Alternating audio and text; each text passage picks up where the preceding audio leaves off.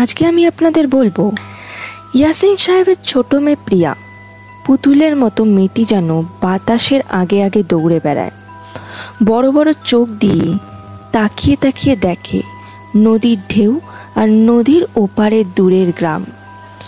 নিজের মন থেকেই সে কত কিছু প্রশ্ন করে, আর ভূতের গল্প শুনতে সে খুবই ভালোবাসে। বাবার কাছে, মায়ের কাছে, দাদিমার কাছে তার একটাই আবদার, সে ভূতের গল্প শুনবে। প্রিয়ার মা বাবা দুজনেই পেশায় শিক্ষক। প্রিয়ার বাবা ভূতের গল্প বলতে ভালোবাসেন, কিন্তু প্রিয়ার দাদির কাছে আছে ভূতের গল্পের টোপলা। সেই টোপলা থেকে যখন গল্প বের হতে থাকেন, তখন প্রিয়া মগ্ন হয়ে সেই গল্প শোনে। প্রিয়ার বার্ষিক পরীক্ষা শেষ, তাই শীতের ছুটিতে দাদু বাড়ি গেছে ওরা। প্রিয়া আর তার কয়েক বোন মিলে তার দাদির বাড়িতে গেছে। সেখানে তাদের বিভিন্ন রকম খেলা খেলে খুব ভালো সময় কাটছে। আর সন্ধে হলেই ওরা গুটি সুটি মেরে দাদির সঙ্গে একটা জিনিস দেখতে যায়, আর তা হলো পুকুর পাড়ের ন্যাটায় মাছ পড়লো কিনা। পুকুর পাড় মানেই ভূতের আড্ডাখানা। পুকুর পাড়ের পশ্চিম পাশে একটা বড় মাদারের গাছ আছে, সেটাই নাকি ভূতের আস্তানা। তবুও চোখ বন্ধ করে হ্যারিকেন নিয়ে ওদের মাছ দেখতে যাওয়া চাই। ওই মাদারের গাছটায় নাকি কত রকমের ভূত পেতনি থাকে তার ধারণা নেই। মেছো ভূত, পিঠে ভূত, আরও কত রকমের ভূত। পুকুর পাড়ে রানু ফুফুদের যে উঁচু ভিটে আছে, সেখানে বেশ কয়েকটা পুরনো গাছও আছে। সেখানে নাকি দিনের বেলায়ও ভূত পেতনি দেখা যায়। প্রিয়ার দাদির বাড়ির চারপাশ ঘিরে এত ভূতের আস্তানা, সন্ধে হতেই গ্রামটা যেন আদি ভৌতিক হয়ে যায়। আজ প্রিয়ার দাদি পিঠে ভাজবে, তারই প্রস্তুতি চলছে। ঢেকিতে আটা কোটা হচ্ছে, গাছ থেকে নারকেল পাড়া হয়েছে।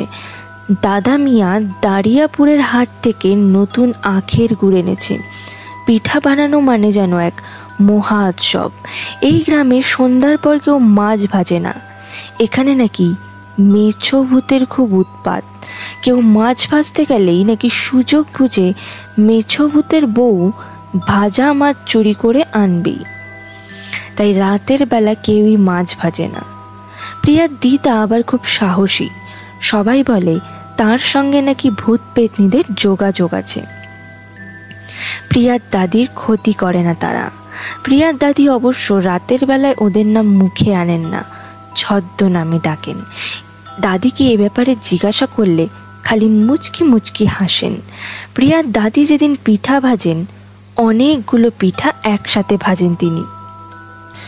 পাড়া প্রতিবেশী, আত্মীয় স্বজন সবার জন্য পিঠে ভাজেন তিনি। 8-10 কেজি চালের পিঠে।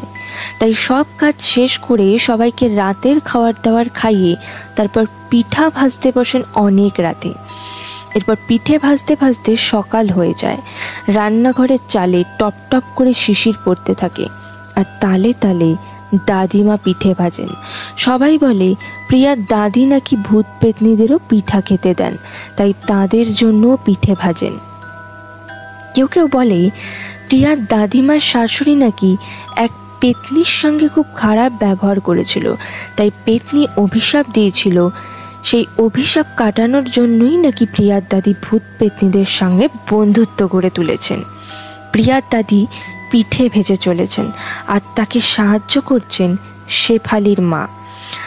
পাশে 4 বোন পিঠা ভাজা দেখছে। পিঠা কতটা ফুলল তা নিয়ে চলছে বিস্তর গবেষণা। পিঠা না ফুললে দাদিমা বলে, এই তোর গাল ফুলিয়ে বস, না হলে পিঠা তো ফুলবে না। অমনি 4 বোন গাল ফুলিয়ে রাখে। ওরা দাদিমাকে জিজ্ঞাসা করে, আচ্ছা কি করেছিল বড়মা পেতনিদের সাথে, একটু বলো না। দাদিমা বলেন, এই এখন ওসব কথা বলিস না। ওরা বলে, বলো না সেই কাহিনীটা। অবশেষে দাদিমা বলে, এরকম দিনে বড়মা পিঠা ভাজছিলেন। হঠাৎ দেখেন একটা ছোট বউ নাকি নাকি সুরে বলছে, আমাকে পিঠা দে, পিঠা দে, পিঠা দে।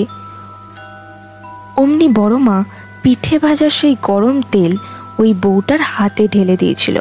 আর তখন সেই বউ গরম তেলের ছ্যাঁকা খেয়ে দৌড়াতে থাকে আর কাঁদতে কাঁদতে অভিশাপ দেয়।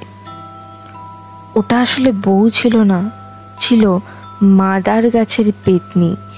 বউয়ের সাজে পিঠা চাইতে এসেছিল। দাদিমা বলেন, তার কাছে যারা আসেন তারা গভীর রাতে পিঠা নিতে আসেন। তাদের জন্য দাদি নতুন মাটির হাঁড়িতে পিঠা রাখেন। এইসব বলতে বলতে হঠাৎ প্রিয়া চিৎকার দেয়। সুমি ভয়ে গো গো করতে থাকে। সুমনা অজ্ঞান হয়ে যায়। লিপি ঠিকমতো বুঝে ওঠার আগেই দেখতে পায় ছোট্ট একটা কালো বউ এসে লোমো সাত পাতল ঘরের জানলা দিয়ে ঢোকাচ্ছে। তারপর আর ওদের কিছু মনে নেই। পরদিন দেখে মাদার গাছের পাশে দাদিমার পিঠের নতুন হাঁড়িটা পড়ে রয়েছে।